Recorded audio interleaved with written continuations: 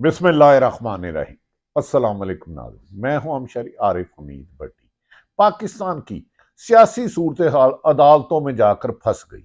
ऐसा लगता है कि पूरी निगरान हुकूमत मुस्लिम लीग नून और उनके साथी तरीके इंसाफ को इलेक्शन से आउट करने के लिए हर गैर आईनी गैर कानूनी हरबा इस्तेमाल कर रहे हैं।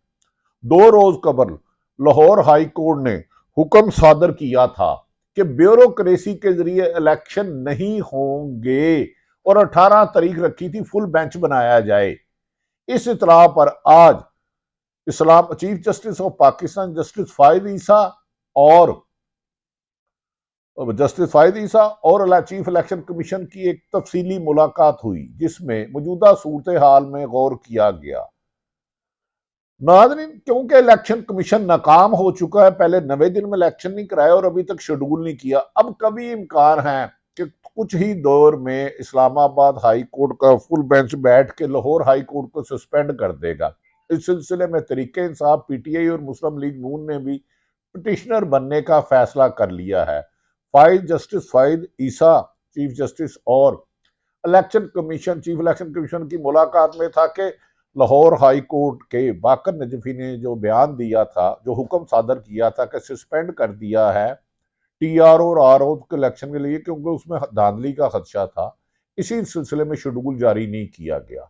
अब कभी इम्कान है कि लाहौर हाई कोर्ट का फैसला सुप्रीम कोर्ट में चैलेंज किया जाएगा और 8 तारीख को ही इलेक्शन होंगे। अगर 8 तारीख को साफ शफाफ इलेक्शन होते हैं तो वादे कामयाबी तरीके इंसाफ के सर जारी है। दूसरी तरफ, एक तरफ तो मुस्लिम लीग नून, पीपल्स पार्टी और मौलाना फजलुर रहमान अपनी मर्जी से ब्यूरोक्रेसी की तैनातियां करवा रहे हैं, इंतकामी कार्रवाइयां करा रहे हैं। दूसरी तरफ तरीके इंसाफ को इंतहाबी मुहिम चलाने की बजाय हजारों मुकदमात में उलझा दिया गया, या जेलों में बंद कर दिया गया, या अगवा कर लिया गया, या लापता कर दिया गया। वो अपने हलकों में भी नहीं जा सकते। लेकिन अवाम इस मौके पर किसी भी सूरत में किसी और जमात को तस्लीम करने के लिए तैयार नहीं है।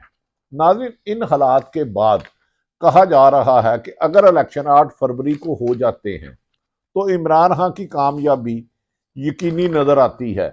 नाज़रीन, दूसरी तरफ आज इस्लाम माजी में रिटायर्ड जस्टिस शौकत अजीज इल्जामत लगाते रहे कि उन्हें प्रेशर डालकर जनरल फैज हमीद और कमर जवेद बाजवा ने नवाज शरीफ की जमानत मंसूख करने का कहा था इलेक्शन में, लेकिन गिरगड़ की तरह रंग बदलते हुए अदालती मनाजर देखे गए। बिला आखिर कमर जवेद बाजवा को किसने बचा लिया और फैज हमीद को सिर्फ नोटिस हुआ। क्या हक इन पर्दा नशीनों के पीछे कोई और पर्दा नशीन भी है? पाकिस्तान की रवायत है कि जो मौजूदा ताकतवर हो उसके कसीदे पढ़े जाते हैं। जब वो अपने ओहदे से चले जाए या उसकी रिटायरमेंट हो जाए तो 5-6 साल बाद उसके मजालिम पर शोर डाला जाता है, अदालतों में रिट कर दी जाती है, कमीशन बनाने का मुतालबा किया जाता है। शायद आज जो जुल्म सितम सहाफत पर कदगन है, सियासत की तदफीन की जा रही है, इसके फैसले भी 5-6 साल बाद कोई और खोलेगा और उस वक्त अदालतों में और होंगे। इस वक्त पाकिस्तान के तमाम महकमों में और अदालतों में तरीके इंसाफ के केस चल रहे हैं, इसीलिए उन्हें इंतहाबी मुहिम चलाने की इजाजत नहीं दी जा रही। तो नाज़रीन, आज 8 फरवरी का फैसला कब होगा? 14 दिन पहले शेड्यूल है। अभी से कुछ देर बाद इस्लामाबाद सुप्रीम कोर्ट से बड़ा फैसला मुतवक्को है, और इस फैसला अगर 8 फरवरी को होता है और शफाफ इलेक्शन करके तमाम सियासी जमातों के लिए आर्डर आते हैं, तो फिर कामयाबी बज़ाहिर बादिउल नज़र में तरीके इंसाफ की यकीनी, और साजिशें करने वाले फिर मुल्क से भागने की तैयारी करेंगे। फिलहाल आ जाते हैं अहम तरीन केस। नाज़रीन, सुप्रीम कोर्ट में इस्लामाबाद हाई कोर्ट के मजूल जज शौकत सदीकी के केस की समाअत हुई। इस केस की समाअत का इसका रुख एक खास जानिब मोड़ने की कोशिश की गई। पिटिशन कुछ थी, प्रेक कुछ थी, लेकिन गुफ्तगू कुछ और हुई। वो जो गुफ्तगू हुई वो लफ्ज ब लफ्ज आगे पीछे थोड़ा सा हो सकता है, आप तक पेश करते हैं। अदालत की जानिब से बार बार सवाल पूछा जाता रहा शौकत सदीकी से, जिन पर इल्जाम लगा रहे हैं वो किसके लिए सहूलत कारी कर रहे थे, जबकि इल्जाम लगाने वाला सामने है, उससे नहीं पूछ रहे।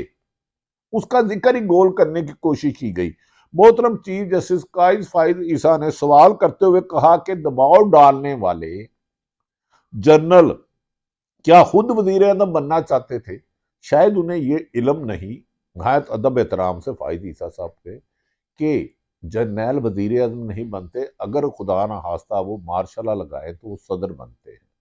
बहरहाल ये सूरत हाल जो अदालत में वो हलब हो, ये भी सवाल किया गया कि नवाज शरीफ को जमानत ना देकर किसको फायदा पहुंचाने की कोशिश की गई। अदालत की जानिब से इन सवालात पर शौकत सदीकी के वकील सुप्रीम कोर्ट बार के साबिक सदर हामिद खान ने नहायत तदबीर और दानशमंदी से दलाइल दिए और अपनी मर्जी अपने हकायक के मुताबिक केस पेश करने की अदालत के रूबरू कोशिश की। हामिद खान ने बार बार कहा ये सारे मामला तकाजा करते हैं कि इसकी इंक्वायरी मुकम्मल कर दी जाए, फिर तमाम इस केस के पसे पर्दा जो भी किरदार है सामने आ जाएंगे, लेकिन इससे अवॉइड किया जाता रहा। इसके बाद ही सामने आएगा इसका मकसद किसको फायदा पहुंचाना था, हम कबल अज़ा वक्त इसका नहीं कह सकते।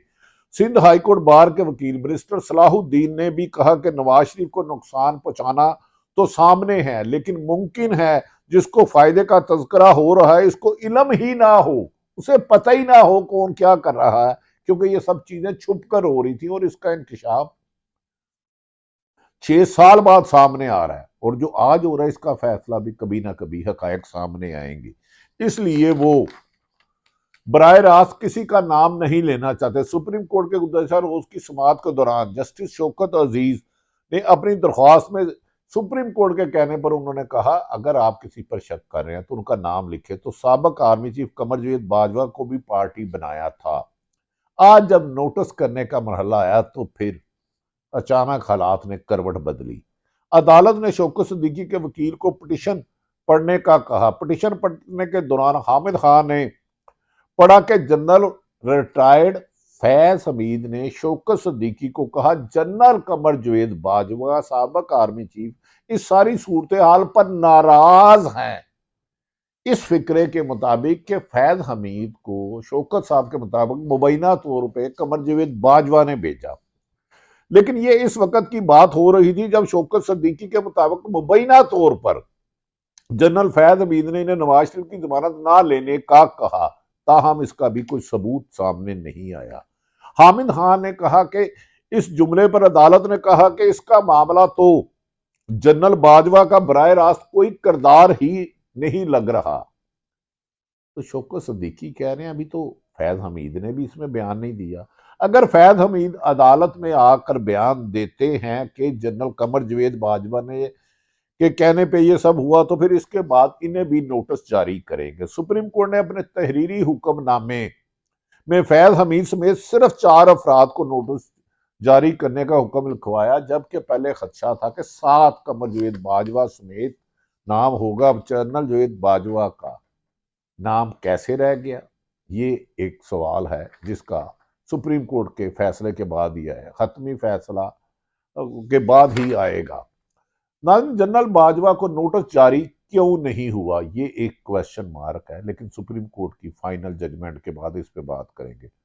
जिन दीगर अफराद को नोटिस जारी हुए इनमें एक रिटायर्ड ब्रिगेडियर इरफान रामी शामिल है। साबिक chief justice Islamabad high court Anwar कासी और साबिक रजिस्ट्रार सुप्रीम कोर्ट को भी नोटिस जारी किया गया है और ये केस अब सुप्रीम कोर्ट मौसम गर्मा की छुट्टियों के बाद करेगा, मौसरमा की छुट्टियों के बाद। वैसे पाकिस्तान में नाइंसाफी जुल्म तो हर वक्त होता है, लेकिन छुट्टियां होना जरूरी हैं, चाहे गर्मियों की हो या सर्दियों की। इंसाफ में ताखीर हो जाए तो क्या होता है, कौमें बर्बाद ही होती हैं, फिर बच जाती हैं। ये तो है एक कायनात का असूल है।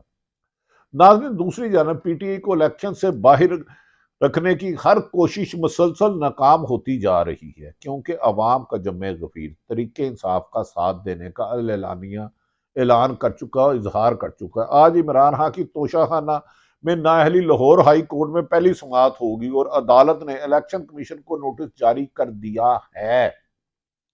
इमरान खान के वकील बैरिस्टर अली जफर ने अदालत को बताया कि इमरान खान मियां वाली से मुंतब हुए थे, तो इसलिए इस केस का दायरा अख्तियार सिर्फ लाहौर हाई कोर्ट पे था, इस्लामाबाद जाने का तो जवाज ही नहीं था। लाहौर हाई कोर्ट ने इंट्रा पार्टी इंतखाबात कराने के इलेक्शन कमीशन के हुक्म के खिलाफ दरखास्त पर वफाक और इलेक्शन कमीशन को नोटिस जारी कर दिया और 5 रुकनी बेंच का फैसला दिया। दूसरी जानिब पेशावर हाई कोर्ट ने पीटीआई के इंतखाबी निशान से मुतल्लिक इलेक्शन कमीशन को कोई भी हतमी फैसला करने से रोक दिया है। एक तरफ इलेक्शन कमीशन पीटीआई इंतखाबी निशान लेकर इन्हें मैदान से बाहर करने की कोशिश कर रहा है, लेकिन अदलिया की जानिब से कहीं ना कहीं ऐसी नाइंसाफी से रोका जाता है और उम्मीद की किरण नजर आती है। अपने इंतखाबी निशान को बचाने के लिए पीटीआई चौमुखी लड़ाई लड़ रही है। पीटीआई के वकला कभी इलेक्शन कमीशन में पेश होते हैं और कभी पेशावर हाई कोर्ट में, कभी लाहौर हाई कोर्ट में और कभी सुप्रीम कोर्ट में, और कभी एफआईए, कभी नैब, कभी पुलिस, कभी एंटी करप्शन। कमाल है कि पूरी की पूरी हुकूमत निगरान मशीनरी एक पीटीआई के टारगेट किए हुए है। लाहौर हाई कोर्ट में समाअत होती है तो कभी इस्लामाबाद हाई कोर्ट में। मौजूदा हालात में पीटीआई के वकला जो अवाम में नहीं जा सकते, उन्हें केसों में उलझा दिया गया। सियासतदानों पे हजारों मुकदमात हैं, वो घर में जाते हैं तो गिरफ्तारी, या लापता या जेलों में। सियासी क्यादत को सियासत करने से रोक दिया गया सिर्फ तरीके इंसाफ की। बाकी मुस्लिम लीग, नून पीपल्स पार्टी और मौलाना फजलुर रहमान के लिए मैदान ऐसा खुला छोड़ा कि जैसे उनके विरासत है पाकिस्तान। कल लाहौर हाई कोर्ट के बाहर से शेर अफजल मरवत को गिरफ्तार करके नजर बंद कर दिया गया और लाहौर हाई कोर्ट ने नजरबंदी के खिलाफ दरखास्त पर सुमाल करते हुए सेक्रेटरी दाखिला को 18 दिसंबर को तलब कर लिया गया। पीटीआई के वकील रहनुमा शुएब शाहीन को आज कोयटा जाते हुए वर्कर कन्वेंशन के लिए गए तो एयरपोर्ट पर रोक लिया गया और फिर बाहर निकलने दिया गया और फिर जबरदस्ती उन्हें पहले हिरासत में लिया गया, फिर जबरदस्ती जबरी तौर पर लाहौर भेज दिया गया। ऐसे हालात में इलेक्शन कमीशन बाजिद है कि इंतजामी अफसरान टीआरओ या आरओ के जरिए, रिटर्निंग अफसरों के जरिए इलेक्शन होंगे, लेकिन इनमें करप्शन और धांधली का खदशा है। पेशावर हाई कोर्ट ने चीफ जस्टिस ने रिमार्क्स दिए हैं कि इंतजामिया सिर्फ और सिर्फ 3 MPO के आर्डर जारी कर रही है। सिर्फ खैबर पख्तूनख्वा में 700 से ज्यादा 3 MPO के आर्डर जारी किए गए और पंजाब में भी लातेदाद किए गए, लेकिन ये सारे तरीके इंसाफ के खिलाफ है। एक MPO को आर्डर पिछले 2 सालों में ना पीपल्स पार्टी के खिलाफ हुआ, ना नून लीग के, ना मौलाना फजलुर रहमान, ना किसी और जमात के, जबकि पूरे मुल्क में सिर्फ इंतकामी कार्रवाइयों का निशाना तरीके इंसाफ को बनाया जा रहा है। दूसरी तरफ साइफर केस में इजहार राय पर भी पाबंदी है। सियासतदानों की जो हुकूमत मुखालिफ राय रखते हैं, नून लीग से एतराज रखते हैं, उन पर भी पाबंदी है। स्वाय पीटीआई के बाकी सबको इलेक्शन लड़ने की इजाजत है। इससे मुतनाज़ा इलेक्शन मुल्क में इंतशार होगा। कहा जाता है कि आज किसी भी वक्त चीफ जस्टिस फाइज अहमद सीनियर तरीन जज साहबान लाहौर हाईकोर्ट के बेंच के खिलाफ फैसला देंगे और 1-2 रोज में चीफ इलेक्शन कमीशन 8 फरवरी का ही शेड्यूल जारी करेंगे। अगर साफ शफाफ इलेक्शन होते हैं तो कामयाबी तरीके इंसाफ के हाथ है। अगर बिलावल भुट्टो के बाद सिलेक्शन होती है तो कौन जीता है तेरी जुल्फ के होने तक। हो सकता है जो कल मुजरम थे, इश्तिहारी थे, आने वाले दिनों में मुल्क के सरबराह हों, लेकिन इससे मुल्क में सियासी इंतजाम नहीं आएगा। दूसरी तरफ इमरान खान का साइफर केस में किसी किस्म की कवरेज से पाबंदी लगा दी गई है। इंसाफ को खत्म करने के लिए ताकत का बेजाय इस्तेमाल इंतकाम को जन्म दे सकता है। लिहाजा हुक्मरानों को आइन और कानून के मुताबिक मुल्क को चलाना होगा। अल्लाह ताला पाकिस्तान का हामी और नासिर हो। पाकिस्तान जिंदाबाद।